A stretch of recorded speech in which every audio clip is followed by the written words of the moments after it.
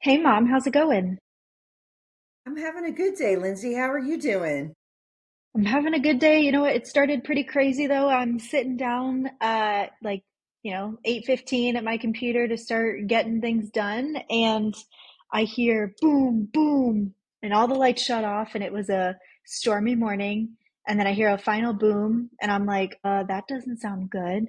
And a transformer or something blew like really close to the house. So everywhere in town was without power and there was like fire trucks and so I basically drove around to everyone's house I knew in the area and tried to bum Wi-Fi off of them. And then I was like, okay, I'm going to settle on a coffee shop because where else am I going to go? And they didn't have power or Wi-Fi. So my morning got a little thrown around, but it's all right. We're here now, and that's what And what's matters. what's really important to note here is you're not in South Carolina, so this is not a hurricane causing this. This is just random transformers blowing up, which we don't know Yeah. why, correct? Like that's In small crazy. town, yeah, in small town Ohio. We did have like storms here yesterday, not like crazy storms, but it wasn't even like raining. Like it's just overcast today and it decided to like wire pop off or whatever happens in that situation. So that's insane. Well, when you asked me how my day was, I was like, my day is very calm compared to yours. Like, I don't know. Like, I did not have this race to get my day started. And It was so awful. anyway, I look forward to these days because we get to spend time not talking about work, but talking to some really interesting people. And earlier this year, we all went to a leadership conference where we got to work on ourselves and our own leadership skills. And I had the pleasure of meeting our guest today. We had the pleasure of meeting our guest today, Charley. Charley, welcome to the show, my friend. Thank you so much. It is so great to be here with working electricity. Way to make me feel super grateful that nothing blew up this morning, and Oh I'm my so excited to gosh. talk to you guys. And can I say the timing is so funny on this because I work in insurance, as I'm sure we're going to talk about, but I'm not kidding when I tell you the last company I met with, carrier I met with, does outage insurance. So Oh, there you oh go. my That's I'll pretty God, have to that is connect funny. you after hilarious. they'll sponsor the episode Yeah. and everything, and we'll all get some swag. Oh my gosh. Oh my Oh my gosh. goodness, it all comes full circle, doesn't it? That's pretty funny. Oh my gosh, yeah. Funny Actually, how that life works. how I told the team that I wasn't going to be on like morning meeting was by sending a GIF that was like remote workers are under attack and like was like, sorry, I won't be there. Like have no Wi-Fi, have no power. So super funny. But Charlie, when we met you, you were at a really pivotal point in your career because you were making a huge switch, which I don't want to steal your thunder. Steal it. Take all my thunder. Well, I would love for you to share your experience in the industry. And I know we want to talk about some out of industry things as well, but give the listeners like a frame of reference of who is Charlie and what does Charlie do? Okay, that's me. Hi, I'm Charlie. I've been an entrepreneur for maybe. I started my first company when I was 21, when the App Store was like very new, and I was in college, and the housing crisis was happening, and me and some friends were kind of like worrying about where we were going to get hired and what we were going to do. And I noticed that two of them were really great developers. One was developing stuff for iOS, and the other was doing it for Android. And I had a friend that's a crazy talented designer and has gone on to do amazing things. And we're like, well, what if we just made some apps and put it on the store? And we actually did. We did pretty well. And we got featured by iTunes a couple times. We had one of our apps make it into the top 10 for like a week, which was like, oh my god, we did it. We're it's rocket to the moon type stuff. So that's where I've always liked created and building things. So that's where I started. I lived in New York for 12 years. I took a lot of what I really liked about tech and branding, came back to the family business, and this is how we end up in insurance. Is my dad started a Hall of Fame. Allstate Insurance has an actual Hall of Fame. They have the bus and everything, just like you're walking into the Baseball Hall of Fame. It's amazing. He's got like it's of course they all look terrible. Like my dad hates his like emboldened thing. I gotta send you guys a photo because it looks Yeah, so I got to crazy. see Yeah, that, we man. I have Yeah, to got to see see this. that. That's he so doesn't love it, funny. but it's amazing. And I told him he's got that in common with athletes now that are terrified anytime a statue gets revealed. So he started from a Sears department store at a booth in the 80s and then just grew it and grew it and grew it. And then I got to come back and be like, well, what if we had like a website that looked like it was a website for like a very successful, thriving brand that had nothing to do with insurance versus kind of the standard what you would see from a mom and pop agency. So I started there and then I just started like systematically being like, well, what if we did this? And what if we changed that? And what if we did this? And eventually I took over the family business. I ran that for 6 or 7 years. Then I started my own Allstate agency from scratch. We did really well. I sold it to 2 of my partners, moved out to California just because I always wanted to, like, truly, oh, why'd you move to California? I just wanted to live on the West Coast. I grew up in Florida, and I was like, I feel like it's meant to, I think it's Florida without the mosquitoes and the humidity. And I want to try it. And so I've been here for 4 years. I met my wife. I got married a couple months ago. Things are great. And yeah, I would say at my heart, I like to play. I like to create. I like to build things. And then I like to teach and I like to coach. And I feel like if I am creating interesting things and trying new stuff and growing, and then I'm also like turning around and trying to do the same thing for other people that are interested and want to learn, it's usually like when I'm happiest. So like if I was gonna answer like, who is Charley? Like I'd answer it in kind of that more like abstract, like zooming out way versus some of the zooming in we can do, because I am in a very interesting, pivotal, like you said, moment career-wise. But that's how I would describe myself. Charley, what's the name of your agency? Oh, this is really actually, you're going to want to write it down just so that you don't forget it because it's a bit complicated. So it's Charley Insurance, based off of me and my name, Charley. You know, Now, it is so funny. As I was looking at your LinkedIn profile before we got on this call, and I was like, oh, did I maybe mix up his name and Charlie was his last name? Because how did you picked your first name for your insurance agency name? That's yeah, really thank you for funny. noticing. I really appreciate that. So one thing, the branding agency that I worked with, which I love, it's this guy named Bill Kinney out of Savannah. He's one of the most talented people ever. I think at different times in his career, he could have been poached by Nike or Apple or anything, but he just wanted to keep picking his own clients. And he was working with a lot of students that were going through SCAD, and he's like helping them build portfolios so they could go work for Nike or Apple. And I think that they've now done branding for, if they take the number of revenue, or sorry, number of money that's been raised to the companies that have branded with them, they're over the $1 billion mark. So he does really great work. And he kind of like, we jokingly talked about this like 6 years ago, and we like made a brand guidelines for this Charley Insurance because we just thought that it felt like friendly and warm. And then we never used it. And then I decided to leave Allstate like a year ago, and I decided I was going to do something on the independent side that I was really excited about. And I was like any entrepreneur trying to figure out how I could spend the least amount of money to like the MVP Yeah. mode. And I went through my Dropbox and was like, I still have this brand guidelines that I own that was never used. I think we could clean it up. And I was even thinking like, you know, you see like where writers or directors will do this in Hollywood, like the Judd Apatow movies used to do this like 10 years ago when those were coming out every year. The actor would just play their own name. Like they wouldn't play themselves all the time, but they would just give them the same name as the character of the actor, you know? So in that way, I think it's like a little bit, let's get out of the way. Let's not try to find the perfect name, which is like, by the way, one of my huge like pet peeves when it comes to entrepreneurship is I let people, like I'm coaching or teaching or mentor, I'm like, you got like a week to have fun with the name, but then you just got to pick something. You pick one and move on. Like all you care about with a brand recognition is what they ended up earning with their experience with their customers. Like that's what gets us. So Google is a ridiculous name. Google is like ridiculous even coming out of the mouth. Like if we went but back it's fun to say though, isn't it? It is kind of fun to say, you know, but I would argue that like Google and how we think about them has way more to do with the value they provided than the fact that they like picked that name. I digress. Yes, 100%. Charley Insurance. That's Charley.com. hilarious. That is so funny. No, I saw that before we got on, and I was like, I have to figure out a way to bring this up because there has to be a story there. But yeah, we'll just start the show with it. Our podcast was born out of also like kind of like a funny haha. You know, my mom was thinking about building a podcast, and she's like, I have no idea how I'm going to do this. Calls me on like a Saturday morning from California and is like, okay, there's people telling me I need to do this.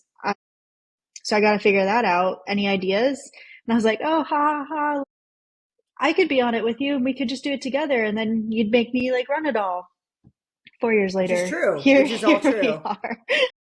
What's funny is originally I thought I'm going to have a podcast and I'll have rotating agents be my co-host and talk about different, like, you know, because whatever, it's always interesting when there's more people. And someone sitting next to me, and you know, Lindsay was in the industry, but she wasn't working in agency focus. And they're like, she's a fresh perspective. Why wouldn't you do it with your daughter? Have you ever thought about that? And I'm like, no, but it's hilarious. I reached out to her and she's like, well, what about me? And I'm like, oh my goodness, this is perfect. And it's one of my favorite things I've ever done. And but our like, I was joking. Process, our naming process was much like what you just said.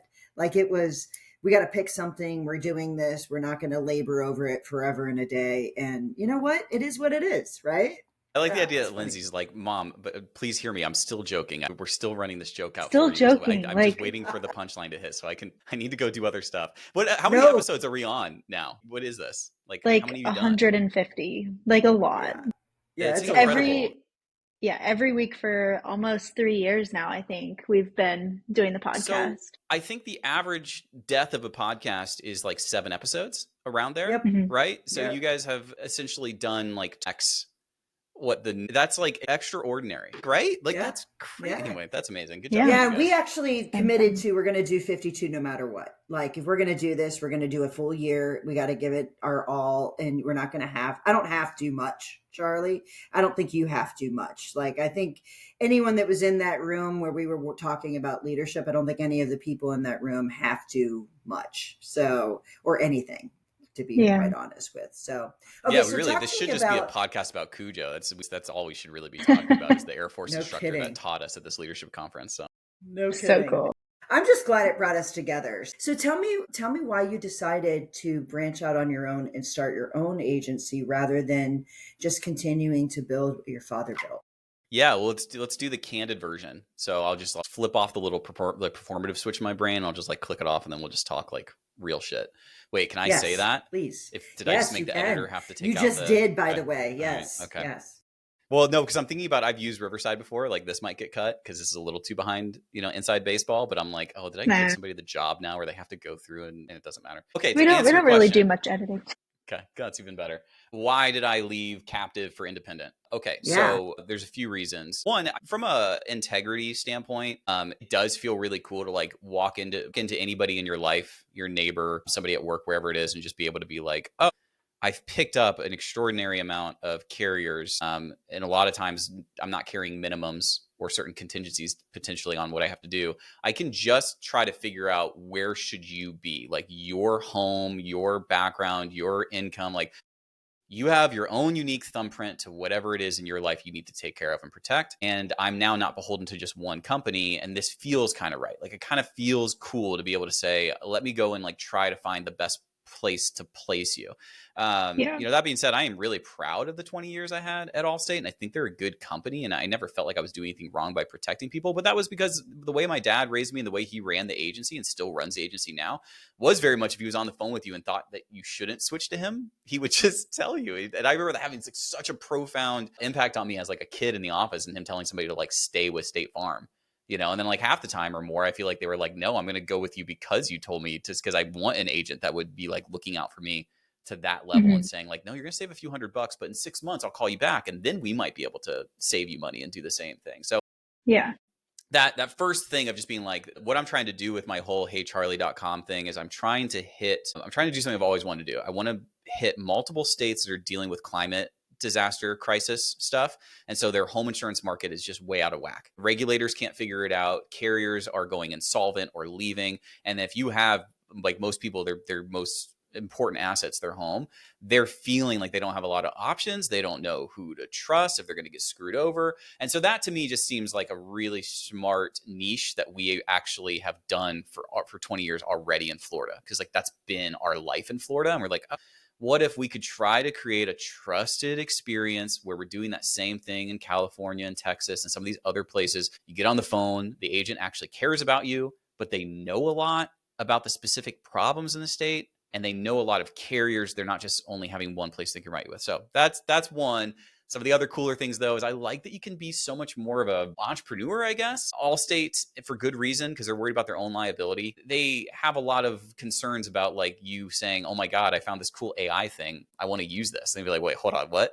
We would like to not end up in a class action lawsuit of how you ended up using AI in some way that you shouldn't use it, right? So there's a lot Yeah. of strictures. Like I felt like handcuffs on a lot of the time, and I understood why they were there, but I didn't get to have fun in the way that I wanted to have fun using anything new that I thought might be really good for my agents. Like everything from AI for me is not about replacing my talent, but just giving them more time in their day. If I can like find something new that slots into our tech stack and it gives them 5 minutes a day back, like that's going to get us way ahead. So now on the independent side, not only do I feel like I can like work with the carriers I want to, but I can make choices in my organization like a full owner can. And that kind of excites me. I like working on the business versus just in the business. So those two are the ones that immediately come to mind to answer that question. And then on the most candid side, I think that Allstate's going through a lot of disruption right now, and I'm wishing them the best. I still help and consult and coach for my dad with his Allstate agency and try to help. But truthfully, I felt like I liked the idea of building my own boat versus trying to buy my dad's boat because of the uncertainty. And maybe that'll change, and that's probably its own whole rabbit Sure. hole of like, Yeah. conjecture and wondering what's going on there. But I would say, what, 5 years ago, 6 years ago, they might have had 14 to 15,000 agents. And I think we're down to around 6 to 7,000, right? And Wow. that's over a 5-year span. And Hmm. whether or not that ends up being good or bad and Allstate makes more money or ends up turning it around, I don't know. But you can see the uncertainty with me as an entrepreneur being like, I can't make a lot of my own choices. And I think I'd rather build something. And it is exciting to be like, this is a very specific thing. Like I'm very specifically niche trying to do home insurance and disaster states. It gets me like kind of hyped. Can you feel the hype? I'm the hype I for feel you. the hype. I feel it. I Okay. feel it. So, there's a lot of agents that are wrestle with that decision. I am a participator, watcher, sometimes contributor, try to be a contributor in a Facebook group called Insurance Soup. And there in that particular place, there are plenty of captive agents. There are plenty of independent agents, and there's healthy discussions about a lot of topics. So I'm going to ask you a question that comes up sometimes. There's very, very strong opinions on both sides. And you just demonstrated why you made the choice, but you can make a career in both. Like there's just no two ways around Absolutely. that. Right. So as you made the transition from captive to independent, and you're past that for a period of time, I don't know how long, but you're past it for a period of time. What was the biggest surprise or unknown that you're like, oh wow? Because listen, it's a gift to be able to make all your decisions, but you also have to make all the decisions. You have to build your own tech stack. You have to figure out what carriers, and can you get the carriers. You have to build your own team. There's no map to follow, if you will, when you go independent. And so I won't lead you any further, but for you, what was the biggest aha, or oh, I didn't realize, or just realization as you made that transition? Yeah. Well, so to give specific background, I kind of hinted at this. I think we've been open for 5 months, right? Yeah. Yeah. So very new, but we're doing really well with a small team, and we are so far with what our niche is and how we're working on it. The kind of return we're getting has us actually fundraising, which I've never done before. I've only ever bootstrapped. So we actually are in talks with investors and raising to accelerate our growth, because this comes back to your question, because of the shit kind of moments that you have when you switch. I do a lot. I'm pretty neurotic, and I've tried to get less neurotic and less anxious as I got older. And I've written about my anxiety and I do some coaching on it. But I am like, I've been most of my life most comfortable as an over researcher and over planner. And then I think I probably should have done this like 5 or 6 years ago minimum. So if you think you're starting to learn that maybe you should have left captive 5 or 6 years ago because you just happen to be one of those people that should have. It's a long way to say that I was doing the research while I was still captive of thinking about all the things that you would need to do. So what do they not provide you with, right? What protections do you not get? What legal team do you not get? What marketing do you not get? Fighting to try to negotiate for commissions. How do you get an appointment? All that stuff. It was basically building out like an Excel sheet of all of the challenges. I call it like a pre-mortem instead of a post-mortem, right? So like, what are all the ways that this could die? Hmm. And then I would say actually getting into it, the thing that I didn't have on my Excel sheet that I hadn't figured out was what if a lot of people actually want to be appointed with you and you do too much? Like, what if I was so concerned about getting all the ones I wanted and how hard it was going to be. What if the market happens to be softening at the same time that you're going in and you get some connections and things go your way, but now you've got too many mouths to feed or too many niches for a young agent to try to pick up at the speed you want them to pick it up, because you don't like. My whole idea here is predicated on this promise that somebody that at my agency picks up the phone can have an intelligent conversation with you about Sage Sure, but also about Tower Hill, when the customer may have never even heard those two company names ever in their life. Mhm. And now if I have 40 of these and I'm asking them to understand what the wild variations and differences are between each of them so it can really help the customer and not just get into the habit of who they like and what's easiest or what's most convenient for them to write or whatever it is. So I would say that is it's a lot of words to give you the answer that you asked for, but I like talking. So that's the specific thing is like, oh, I can see where people can get into trouble saying yes to too many carriers. Yeah. Yeah. Well, Oh, definitely. 100%. And I think you hit the nail on the head with how do I encourage my producers to have a very wide breadth understanding, but of so many different carriers, and how do we balance who's actually right for who? So I am assuming because you brought this up, you've been working on some sort of solution. Hopefully it's AI, since I heard you say that earlier as well. Seems like there could be a good opportunity there. So the answer is AI, but God, was I tempted to think of something that would not be that, just to disappoint you with the hopefully you're doing the actually no, we Hopefully. are we've unplugged the internet in our offices and we're doing everything on a filing system. Like my dad had these huge filing cabinets when I was growing up in his Allstate office everywhere. And You're like, actually when the power went out earlier, that was me, and it was trying to be near my office, but I That's right. accidentally hit near you. Whoops. Lindsay, did that. You have to zig and you have to zag when other people are going one way. Okay. It's what I know. I mean, this AI thing is probably just a fad, right? Yeah. So specifically the LLM, trying to partner with any of the ones where you can try to create your own chat box based off of the information that the carrier has. So, and I know a lot of smart agents that you guys already know are working in this field, and I'm inspired by a lot of them that we all know.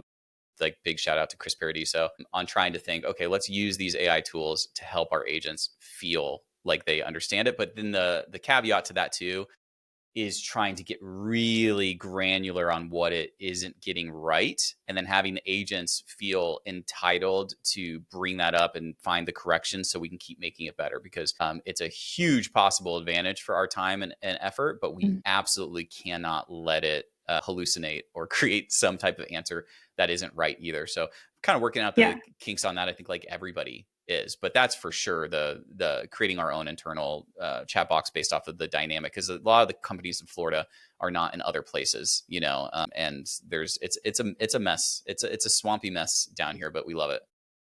So how does starting the insurance agency relate in your experience to any of these other companies you've started? Because you talked about the apps, and in my LinkedIn search where I found that you named your insurance agency. I did. Man, okay. All right. But you started other companies as well. All. Yeah. Well, okay. You came on a podcast, Charlie. I mean, that's true. Yeah, that I don't have that. But you've started other companies before. I'll stop joking and I'll answer whatever question you want about my LinkedIn. Go ahead. Ask me about one of the companies. No, I don't need specifics about any of the companies, but the insurance industry is not necessarily a normal company format, right? You're especially independent insurance. You're quote unquote brokering for carrier to consumer. You're like the middleman. So it's not as cut and dry as other businesses. So what have you seen differently from starting some of these businesses? I believe you said 8 when we were doing your intro, to 2 different types of insurance agencies. Yeah. Well, I mean, I do think of insurance as actually being much more simpler and similar to other companies. Now, having done other companies, I think of it as like SaaS before SaaS. Like, it's amazing. I'm going to write a book. I'm going to work hard to care about my current customers so that I retain them, and I get a fee for like doing a good job on that. Right. And I'm motivating new growth in it. So like, I think of it as recession proof. I think of it as like this incredible American dream, low barrier to entry. If you just want to learn and you want to work hard, like I still am holding on to this, and I want it to be true. And I'm working hard with other people in the space that are trying to encourage and teach this to be true. And I think adoption of tech and AI are a big part of that. So I actually feel like, I had similar challenges when I was working in e-commerce. You might be like, well, insurance and e-commerce are totally different. Like we had this citrus plant, and we had to figure out the packaging of the citrus plant. We had to figure out how to get it from our farm to somebody's front door. And when it opened up, it still needed to have these oranges and lemons on it, because if they were all on the ground in the dirt, then like that was like ruining our entire like branded experience. So he's got to open up that box. And when they open up that box, they have to have a moment and be like, wow, I need to tell everybody that this is like the Mother's Day gift, and I need to like make sure I do this for every home closing as a real estate agent. I got to get one of these trees. It has to be this feeling that happens right then and there.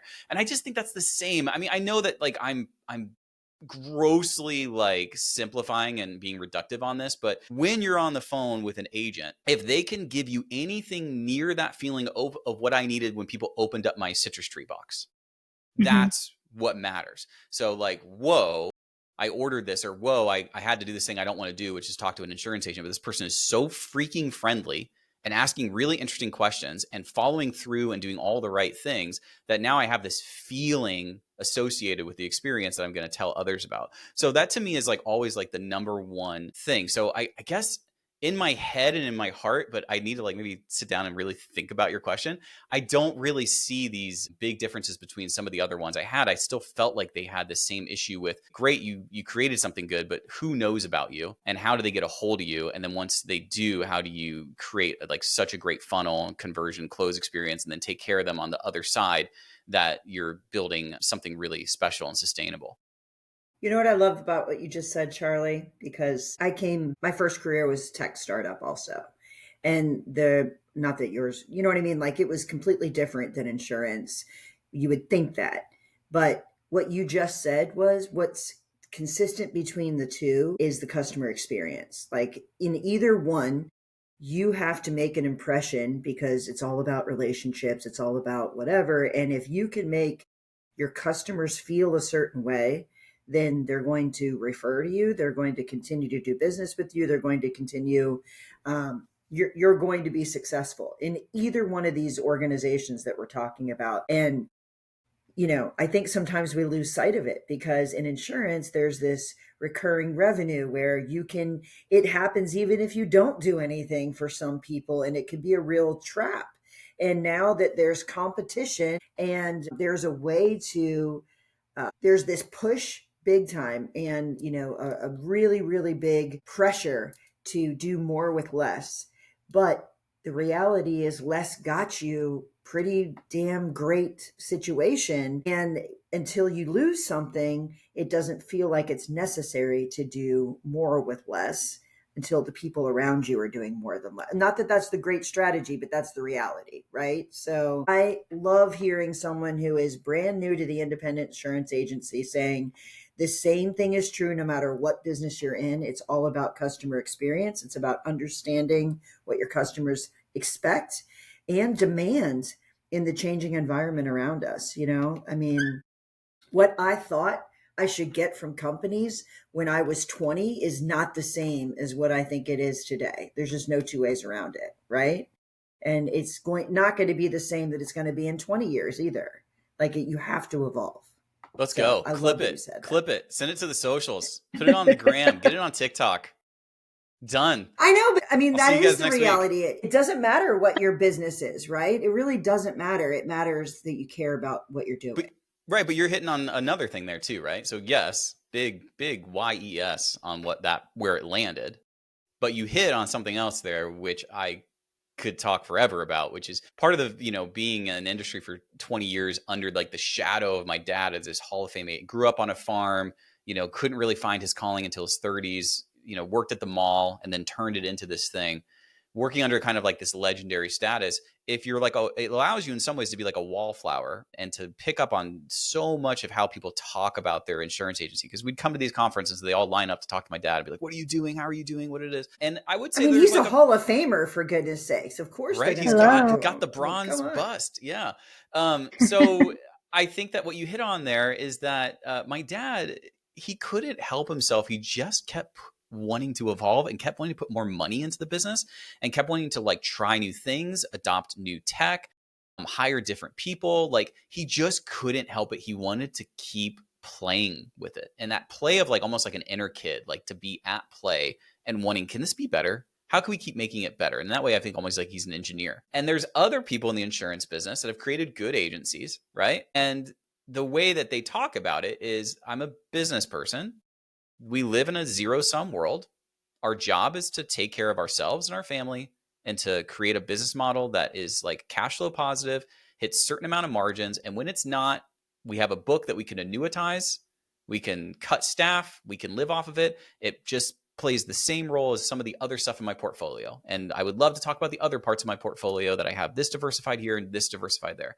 And I just like refuse to see it that way. I mean, I think there's balance in between, seeing it as like this like overly sentimental, I'm trying to save insurance and change the industry. Like that's a little too saccharine for me, but it's definitely too cold-blooded and like hedge fundy to the amount of people that I've run into. Like, I think I would get into insurance. Yeah, we just build that book up to a certain size, and then, oh my God, AI might come in and just like automate and service the whole thing for us. And then that's just like, helps us start this other business and then buy this other real estate and then get these other boats and then do and do and do and do. And that's just not interesting to me. I'm like, what if we actually just, like you said, kept evolving, kept trying to create something like really special, specific to even what we're doing, right? I don't want to be a generalist insurance agency that insures all things in all states. So let me just pick like something and be like, what should it look like? Like if you just had a hurricane and you felt like it was a horrible experience and you're like completely like burned out on the agent model, what should your ideal